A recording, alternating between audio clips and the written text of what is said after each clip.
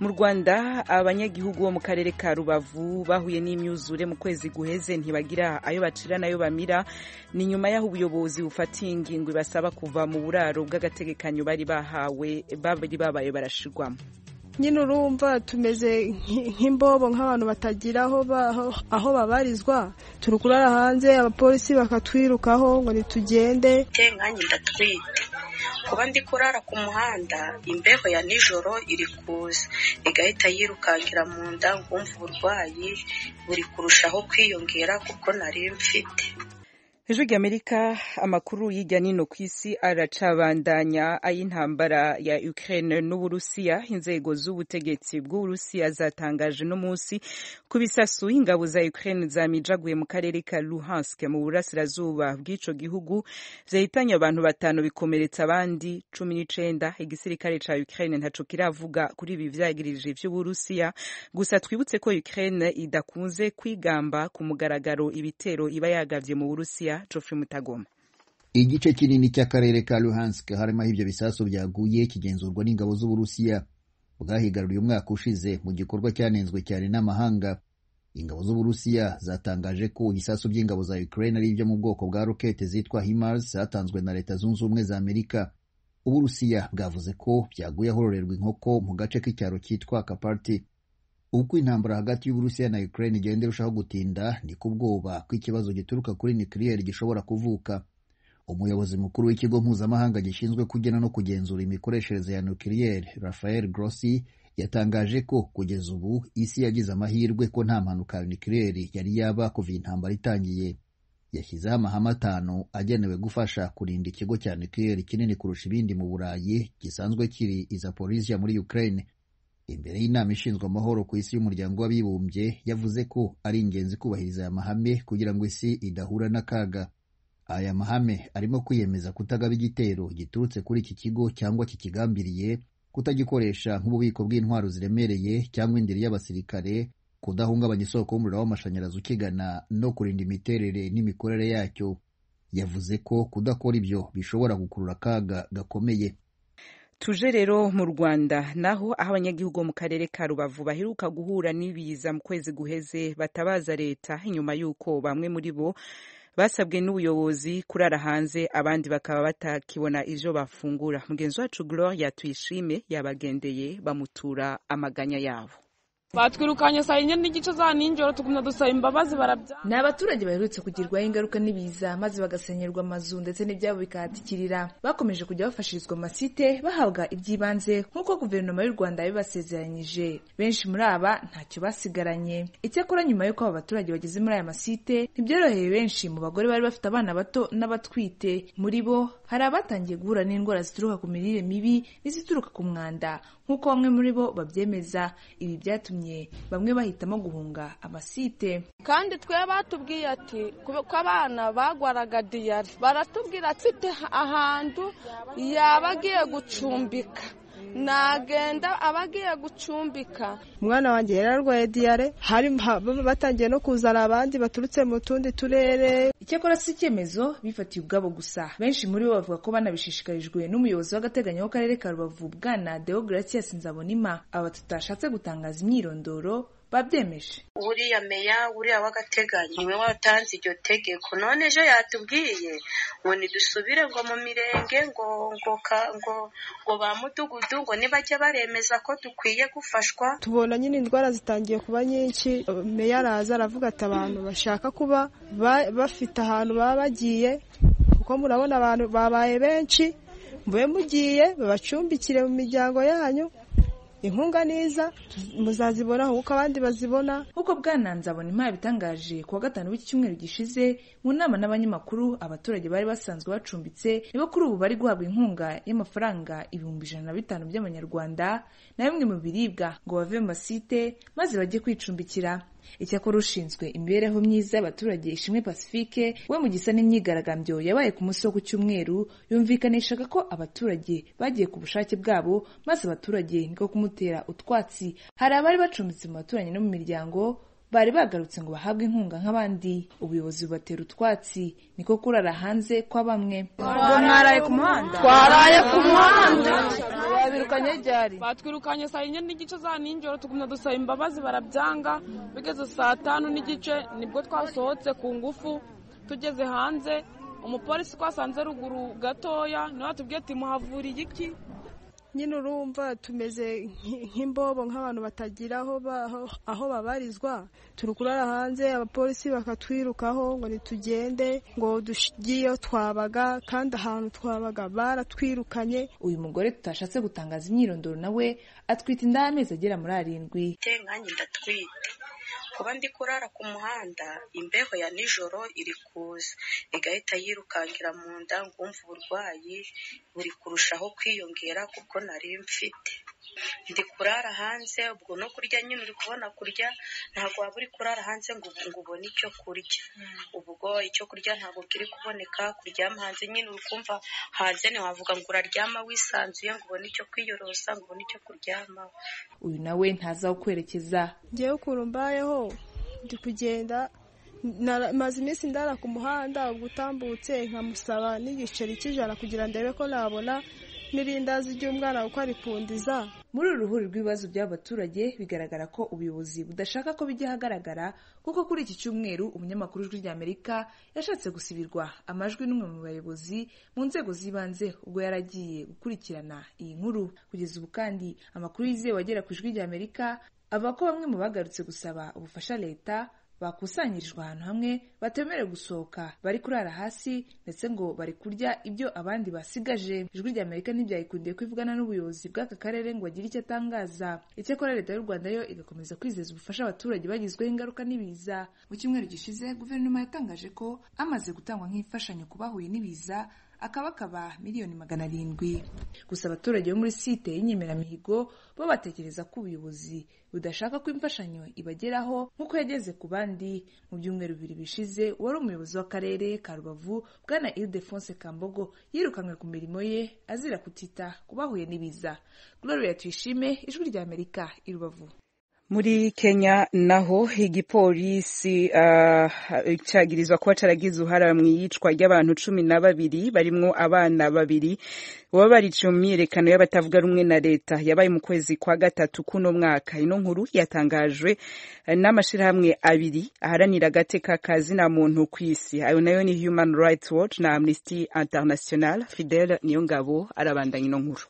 Ayo mashyirahamwe uko ari 2 ntashima kubona abakoze ayo mabi batariko barakurikiranwa. Avuga ko ubwicanyi ndengerabutungane ari ibintu biba kenshi mu gihugu ca Kenya, kandi ko gukurikirana ababukoze biba gake. Amashyirahamwe Human Rights Watch na Amnesty International yatangaje ko yatohoje abantu 12 bishwe mu kiringo c'imisi 3 y'imyiyerekano y'ukwiyamiriza leta yari yatumwe ko n'umunyapolitiki atavuga rumwe na leta Raila Odinga. Iyo myiyerekano yari yo kwiyamiriza ubuzima butera buzimba kurushiriza n'amatora yo mu mwaka uheze yabayemwe amatati. Mwitangazo yashikirije hamwe ayo mashirahamwe yombi yavuze ko yatohoje ubwo bwicanyi mu biganiro yagiranye n'imiryango y'abishwe hamwe n'ababonye ivyabaye. Amenyesha ko naho bamwe mu bantu 12 bishwe bagize uruhara mu myiyerekano, benshi muri bo bariko bararengana canke bari mu ngo zabo n'abari mu bibanza bikoregwamwo imirimo y'ubudandaji. Kubw'ibiharuro bitangwa na leta, abantu 3 nibo bapfuye mu myiyerekano yo mu kwezi kwa gatatu, harimwo umupolisi.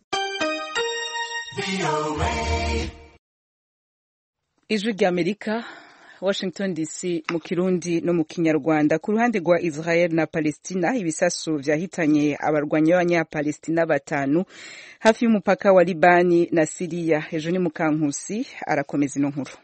Umutwe w'abarwanyi uvuga ko ugamije kubohoza Palestina, The Popular Front for the Liberation of Palestine, PFLP mu magambo ahinnye, uvuga ko abantu 5 mu bari bawugize bishwe uyu munsi kwa gatatu, kandi ko abandi 10 bakomerekejwe n'ibisasu hafi y'umupaka wa Libani na Syria. Uwo mutwe wavuze ko ibyo bisasu byarashwe ku mujyi wa Kusaya kandi byamaganira ku bitero by'indege za Israel. Ibiro ntaramakuru byo mu Bwongereza Reuters byasubiyemo ibyavuzwe n'umuyobozi mu gihugu cya Israel, wavuze ko igisirikare cy'iki gihugu nta ruhare cyabigizemo. Umutwe PFLP wagabye ibitero byinshi kuri Israel muri iyi myaka 50 ishize, harimo gushimuta abantu no gutera amabombe ku masosiyete y'indege. Leta Zunze Ubumwe za Amerika yashyize PFLP ku rutonde rw'imitwe y'iterabwoba y'ibihugu by'amahanga. Ejo ni cubandanya utubwira ivy'abategetsi mu majaruguru ya Kameruni bakoze inama uno musi kuwa gatatu basaba kongera abasirikare bava muri Kameruni, Nigeria na Chad kugira ngo barungikwe ku mipaka ibihugu bihuriyeho inyuma y'ibitero vyahitanye abantu batari munsi ya 12. Ibyo bitero bya Boko Haram byahitanye abantu 12 barimo abasirikare 6 kwa kabiri. Abayobozi bavuga ko abakoresha iterabwoba bakisilamu amagana menshi bafite imbunda bacengeye mu ntara irangwamo umutekano muke ku kiyaga cya Chad bagaba igitero barasahura kandi bakura abantu umutima. Igisirikare cya Kameruni n'abayobozi muri guverinoma bavuga ko bakoze inama kuri wa gatatu hatarashira amasaha 28 nyuma y'uko Boko Haram yongeye kugaba ibitero. Guverineri w'intara ya Far North isangiye umupaka na Chad na Kameruni, Mijawa Bakari, yavugiye kuri televiziyo ya leta ya Kameruni kuri wa gatatu ko perezida wa Kameruni Paul Biya yategetse abayobozi n'ingabo z'igihugu mu ntara ya Far North ya Kameruni gukora ku buryo intagondwa za kisilamu zinjiye mu karere k'ikiyaga cya Chad zahagarikwa. Yavuze ko perezida Biya yahamagaje iyo nama nyuma y'uko abarwanyi babarirwa mu magana bishe abasirikare 3, abakozi 2 bagasutamo n'abasivili 2 mu bitero bitunguranye byagabwe ku ngabo za leta ziri mu miji ya Mora na Zigagwe ejo kuwa kabiri. Iyo miji y'intara ya Far North ya Kameruni yasangiye umupaka na Nigeria na Chad. Bakari yavuze ko Boko Haram yashegeshwe ariko ko ikomeje kugaba ibitero yica abayirwanya, yiba amatungo, ibiribwa n'amafaranga. Igisirikare cya Kameruni kuri wa gatatu cyavuze ko abasirikare babonye imirambo y'abasivili 5 mu bihuru hafi y'umujyi wa Zigagwe kandi ko amazu abarirwa muri 40 n'inyubakwa za leta byasenywe n'inyeshyamba. Abayobozi mu gisirikare bavuga ko abasirikare bishe inyeshyamba nyinshi hafi y'umupaka wa Nigeria na Chad ariko nta bindi bisobanuro batanga.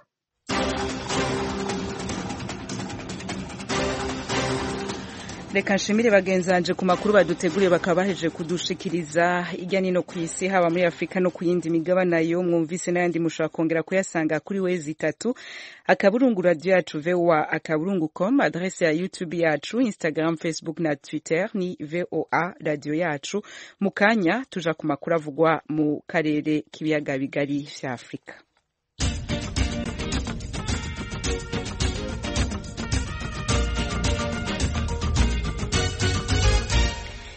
Uno musi amakungu yazirikanye amabi atandukanye aterwa no kunywa itabi. Biharuro bishasha vyerekanywe n'ishami rya ONU ry'itamagara abantu kw'isi OMS mu mpfunyapfunyo vyerekana ko n'imiburiburi miliyoni 1 n'igice z'abantu kw'isi bapfa uko umwaka utashe bazira ukunywa itabi.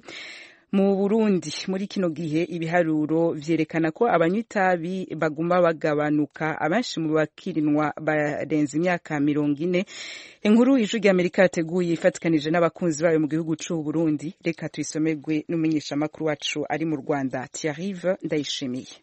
Itabi rinyobwa mu Burundi riri imico ibiri, hari ridahinguwe bazingira mu dupapuro bakadomeka bakabona gukwega kotsi, hari kandi itabi bita ubugoro, iryo naryo rihingurwa mu bishishwa by'umutumba w'igitoke banikira bagaturira hanyuma bakabivanga n'itabi. Mu kurinywa bashira agafu hagati y'amenyo n'iminwa yo hepfo bakaja baramira amate avanganye n'iryo tabi. Kubabugira ubugoro usanga amenyo yarahindutse mbere n'umunwa. Iruhande y'ayo matabi adahinguye hari amatabi ahinguye atandukanye, hamwe ahingurirwa mu Burundi ayandi agahingurirwa hanze. Mu Burundi nta mirima minini y'itabi uhasanga, n'abaririma ni bamwe batera ibiti 5 canke 10 kugira ngo bazoronka amababi basogotamwe agatabi batiriwe bararigura ku isoko. Itabi ry'ibizingo nka ryose riva mu gihugu ca Tanzania, aho mbere n'ugwaruka rutari ruke ruja guca ingero. Ubwo gwaruka ruremeza ko mu mashamba yo hafi y'umupaka y'u Burundi hari imirima minini y'itabi. Umunsi mpuzamakungu wahariwe kurwanya itabi ushitse mu gihe mu banyamakamba batazi imbere n'uwo musi. Ntavyonse kubera tatabino, si kuvuga yuko ari kubera ringwa nabi, ni kubera tajonwa nyene uko nyene. Ayaja naonse kubana tajonwa je. Ntavyo ndarimenya kabisa. Ndibaza sinzi ko baba baragicishije nka ku maradiyo mugabo benshi baharimwe abarimwa batabizi. none abanywa itabi bazi iki ku nkurikizi zaryo? Nzeyimana Fatuma twamusanze mu isoko nkuru y'Imakamba aho adandariza ubugoro. Tuti none ko ubudandaza ukongera ukabunywa nta nkurikizi ku magara yawe urabona? Nawe ati nta ingwara n'imwe je ndagera ko saba ko je ndaragwaje umwana ingwara yo mu mupaka amavumuna naramuvujije mu bintu byo mu bitaro haraza umuntu aranyirura avuga ati uwo mwana wawe ukora ubugoro nuge n'umuntu usisha ubugoro ubu namunusisha bwa bugoro ubu afise imyaka 28 byaciye bihera. Mu gice bagurishamo itabi ry'igitsibo naho nyene ntibemera ko itabi rifise ingaruka ku magara y'abantu. Merabanyanka w'imyaka 70 amaze imyaka 30 adandaza kandi anywa itabi. Mubisanzwe jewe kuva ndanaza itabi ankoro ari ankoroza n'umunsi n'umwe kandi je ndabona ko rimfitiye akamaro kuko umuryango urawe uriyenduguye. Mugenzi we bakorana Ndayizeye Elize amaze imyaka 40 anywa itabi ati ahubwo agatabi karanamfasha. Natanguye kunywa itabi je papa nari ngifise nk'imyaka 12 akambwira ati genda nzingira itabi mfise imyaka 30 nkagenda nkazinga nkweje kuzinga naje nkamaza nkakihako kandi kuva nakanyoye nakarose nta mahoro ndonka kandi nta ngwara ndatorwa itabi. Elize aremeza ko hari naho muganga aguhanura kunywa agatabi. Mugabo itabi naryo akeshi na keshi niyo ugiye kwa muganga barashoboye kugutora ingwara yo kunywa itabi kugira ngo uguvumuna kugira ngo uwo mwuna ukire. Nzeyimana Fatuma twamubajije tuti none ntabwo bufise ko abantu bazohava baheba itabi ukabura abagushorera? Nawe ati sinzirabwa bavyimviye bogabanuka canke bakongezeka. Abantu benshi bavuga ati narose agatabi sishobora gukora akazi canke sindyama none wumva nk'uyo yoshobora kuriheba. Abo bagurisha itabi ry'ikirundi ridahinguye bemeza kandi ko itabi ribi ari riva mu mahinguriro. Itabi nta ngaruka yagene bifita kuko iri niryo birimira siko ingaruka mbi ndibaza yitokera ni mu masigarete atwara nk'imyaka yari hariya mu matiya y'ikizungu niyo usanga yamwe barazinze yarabonye ariko iri tukarikora barishukweza bakajyanikira amezi 2 bagasha bagenda barinywa. Mu ntara ya Makamba abagura itabi babandanya bagabanuka kuko abarinywa bakiri bato nabo bagabanuka. Merabanyanka ati nta gwaruka tubona ruza kudushorera. Ndashobora kwakira nk'abana batumwe n'abavyeyi bafise nk'imyaka 50, 70, 60 nibo nakira.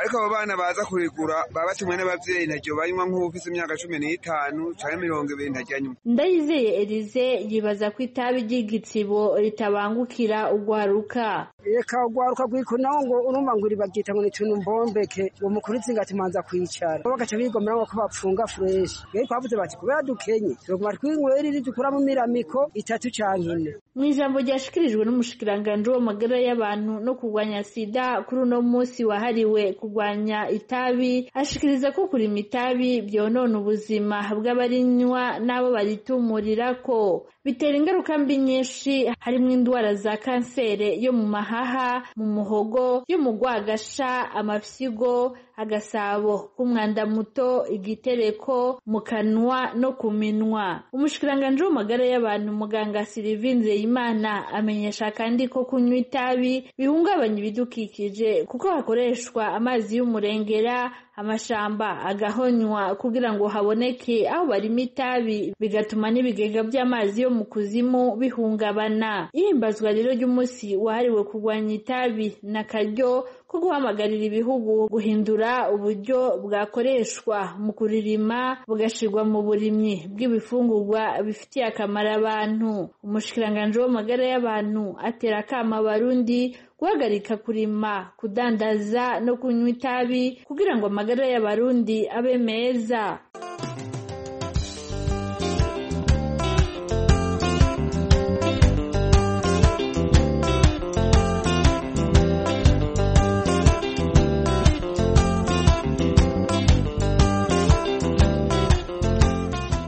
reka dushimire mugenzi wacu Thierry Ndayishimiye yarahejeje kudusomera ku vy'itabi mu gihugu c'u Burundi.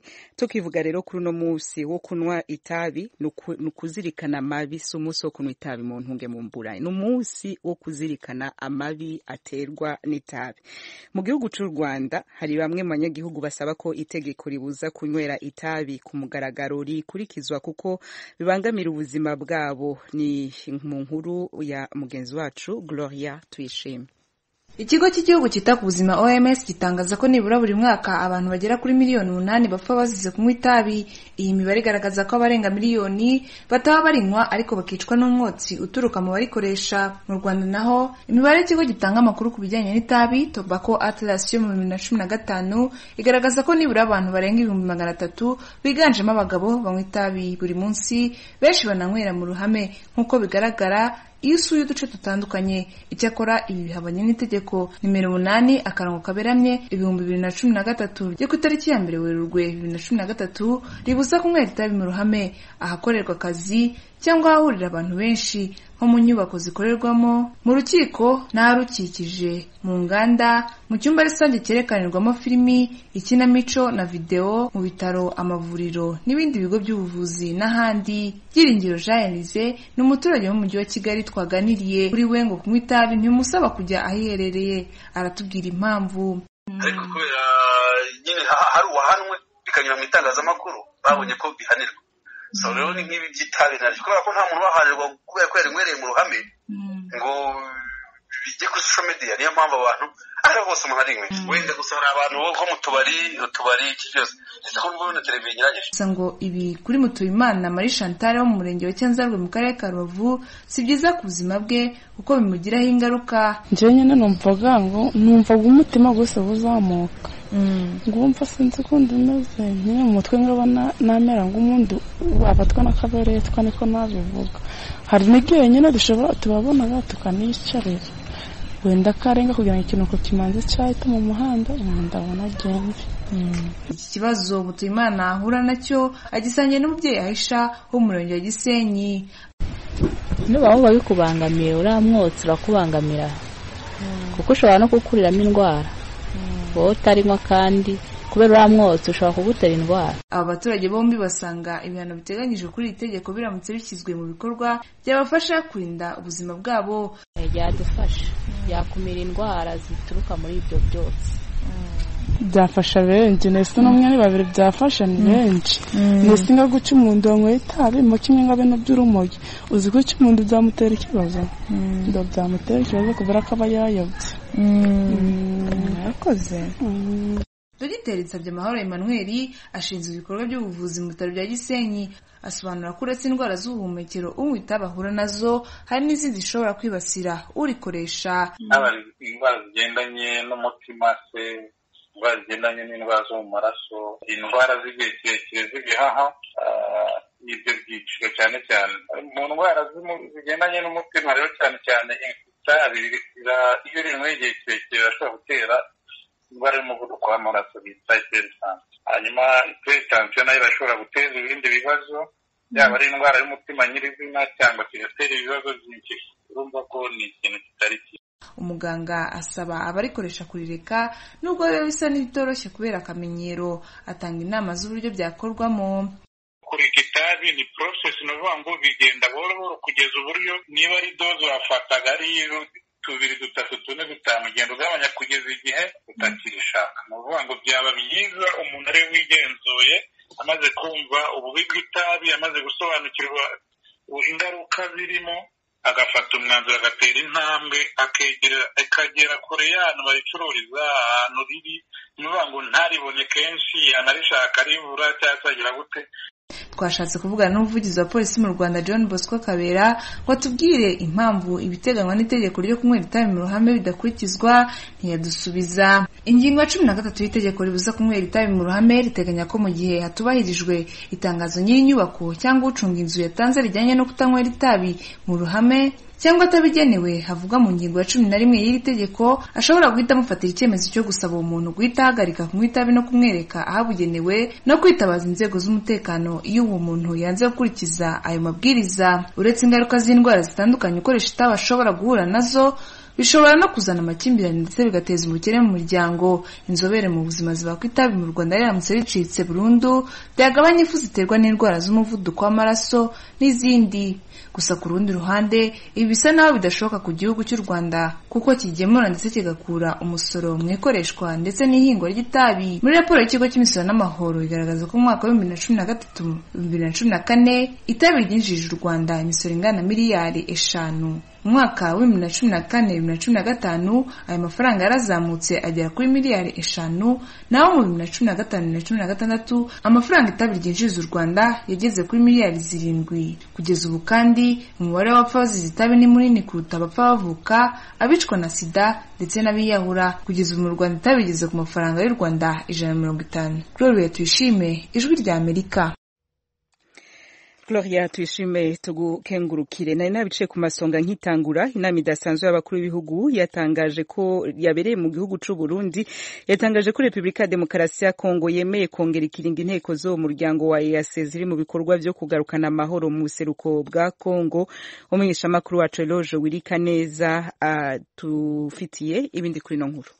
Muri yo nama hakiri indahiro z'ivyegera bibiri vy'umunyamabanga mukuru wa EAC umunyakenya Peter Mutuki Mazuki, bose uko ari babiri n'abakenyezi. Annette Mutawe Semwemba umugandakazi hamwe na Andrea Guel Akil Marwet wo muri Sudani y'Amajepfo. Igihugu cya Republika Iharanira Demokarasi ya Kongo giheruka kwinjira mu muryango wa EAC kikaba kitaraserukirwa mu nzego zose zawo, cari kiramutse kironswa ubuserukizi muri sentare y'ubutungane ya EAC. Inyatwa Yemba Kasanda niwe mucamanza aturuka muri Kongo arawe gusasa yarusha muri Tanzania ku cicaro c'urwo rukiko. Iyo sentare kandi yaronkejwe icegera c'umukuru wayo.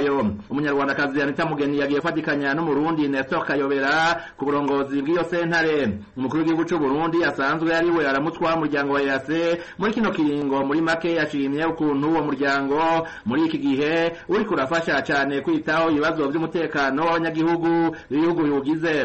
Umukuru w'igihugu ca Kenya William Ruto igihugu ciwe bikomokamwo mugabisha w'ingabo za EAC ziri mu buseruko bwa Kongo, akaba ari nawe mukuru w'igihugu wenyene yavuye hanze y'u Burundi yitabiriye inama. Yavuze ivyo bashitseko mu mwiherero. Yakeje mugenzi we w'u Burundi Evariste Ndayishimiye ku ntambwe igezweko mu kugarukana amahoro mu buseruko bwa Kongo, maze atangaza ibitari bizwi. We also want to congratulate the government of DRC for facilitating the renewal of the mandate. Dufasha kanya kugira dukeze leta ya Kongo yemeye kongera ikiringo c'inteko za EAC mu kindi kiringo c'amezi 6 hamwe n'ivyo twasezeranye muri kino gitondo kumuhari M23 n'iyindi migwi yitwaje ibigwanisho igiye mu minsi iza kuja mu bibanza byo kwegeranirizwamwo. Birakwiye kandi n'ivy'agaciro kuri twebwe nk'umuryango kuvuga ko irungikwa ry'inteko mu buseruko bwa Kongo ryatanze umwimbo mwiza, yabaye ingingo ikwiriye. Twokwemeza ko ibibazo Kongo imaze imyaka 20 ihanganye navyo biri mu nzira yo gutora umuti. Haracana impinga ndende n'ivyo mugaturavye ivyashitswe ko mu mezi 6 aheze. Twovuga dushize amanga ko twese na cane abanyagihugu bo mu buseruko bwa Kongo ko bafise amahirwe yo kuba mu mahoro n'ituze. For us and especially the people of Eastern DRC to enjoy peace and stability. Itangazo ryasozereye iyo nama ryavuze ikiringo izo nteko zongewe ni kugera ku itariki ya 8 ukwezi kwa 9 uyu mwaka. Ariko kandi Mazuki yavuze ibindi vyumvikanyweko. The summit directed the East African Community Regional Force as follows: to safeguard and maintain the areas vacated by M23 and inama yanzuye ko ingabo za EAC zicungera uturere twahoramo M23 n'indi migwi, kwirukana M23 n'iyindi migwi nyeshamba aho bakiri, gucungira abasivile no gufasha impunzi zitahuka ahahoze izo nyeshamba, no gukorana n'abakuru b'ingabo MONUSCO n'abandi begwa n'iki kibazo, kugendera mu ndwi zitatu ikambi ya Rumangabo ivyegeranizwamo M23 n'iyindi migwi kugira ngo barabe ko ifise ibihagije. Inama y'Ubujumbura kandi yemeje ko hagiye kubaho umusivile azobangabanganwa n'umukuru w'ingabo za EAC kugira azorabe ibintu byose vyerekeye politike n'ibindi bibazo bitaraba intwaramiheto mu buseruko bwa Kongo. Eloge Wirikaneza, Ijwi rya Amerika. kuva itariki ya 10 y'uku kwezi sentare y'abanyagihugu Cour d'assises mu gifaransa ipari mu Bufaransa iriko iraburanisha umunyarwanda yitwa Hategekimana Philippe yagirizwe ivyaha vya genocide na ndengerabutungane. Uwo munyarwanda ni wa gatanu asambiye mu butungane bw'Ubufaransa kubera genocide yakorewe abatutsi muri ico gihugu mu 1994. Ibindi na Thomas Kamirindi. Hategekimana Philippe afite imyaka 66 y'amavuko. Yarazwi no kwizina rya Biguma. Yari umujandarume inyanza ya Nyabisindu mu cyahoze ari prefegitura ya Butare, ubu ni mu ntara y'amajyepfo y'u Rwanda. Yari afite ipeti rya adjudant chef, yungirije kapitaine biri ku nzira wari komanda wa gendarmerie Nyanza. Yageze mu Bufaransa mu 1999, imyaka 5 nyuma ya genocide. Asaba ubuhungiro arabuhabwa ndetse abona n'akazi ko gucunga umutekano muri kaminuza yo mu mujyi wa Rennes mu ntara ya Bretagne mu burengerazuba bw'amajyaruguru y'Ubufaransa. Mu 2005 Hategekimana Philippe yabonye ubwenegihugu bw'Ubufaransa ahindura izina afata irya Philippe Manier. Mu 2017 amenye ko ubutabera bumushakisha yahungiye muri Kameruni. Niho yafatiwe mu murwa mukuru Yaounde mu mwaka wakurikiyeho biturutse ku mpapuro mpuzamahanga zo kumuta muri yombi z'ishami rishinzwe ibyaha byibasiye inyokomuntu mu rukiko rukuru rw'i Paris.